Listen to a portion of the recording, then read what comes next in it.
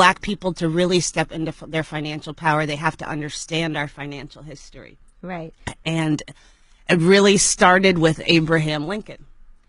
And when Lincoln freed the slaves, he was the first person who actually had the vision of how big the black economy could be. Because when he freed the slaves, he's like, let me think.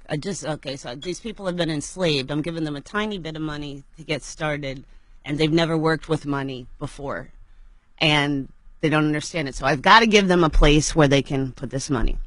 So he gave them the Freedmen's Bank, and it was a bank where, all the freed slaves and all the black veterans started depositing and building money.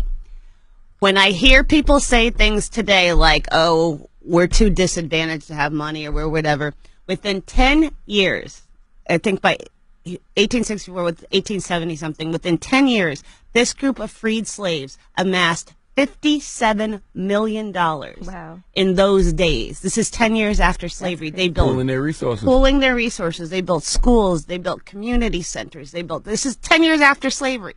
So, anything that's as hard as it gets. Mm-hmm. So, there was a huge economic downturn, the biggest one actually then due to the railroads crashing. So that was like a depression. So that took a hit on it. And as these slaves were building money, all those officers and all this, just a ton of corruption came into it. And then Frederick Douglass was actually asked he had $12,000 in the Freedmen's Bank, and he was asked to save it. And he came in and he took a look. He's like, too much, the deposits of it, it's gone. So he went to Congress and he asked them to do what the FDIC does now. And he said, can you please insure these deposits for 65%? Congress said yes, but instead they took the money and they used it to build the Treasury Annex building in Washington. Wow. Which is why Treasury Secretary Lew renamed it, he's not Treasury Secretary anymore, but he renamed it the Freedmen's Bank. Mm-hmm. Giving it back. But can you imagine what that $57 million, how many trillions of dollars that would have been in the black community today? Absolutely. So you take that, you take the Great Migration, when 5 million blacks moved north. And what's interesting is that I did a story on this. It was much more because of a fear of being lynched. Lynching was so prevalent and not talked about. People moved north for a better life. The value of the land that they walked away from is now the green belt. That would have been trillions of dollars in the black community.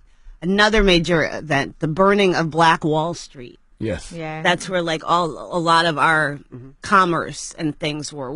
These are huge things to recover from. Redlining, the biggest real estate expansion in the country after the war, and blacks weren't allowed. There was actually red lines drawn on maps where blacks weren't allowed to buy homes. So we missed all that.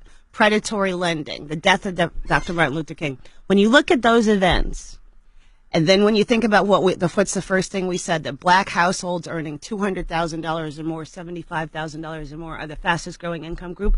Who in the world else could have survived all that? Right. Absolutely. But blacks. And when people act like, oh, we all start at the same place now, slavery is over, there's a whole history that has us not really starting at the same place.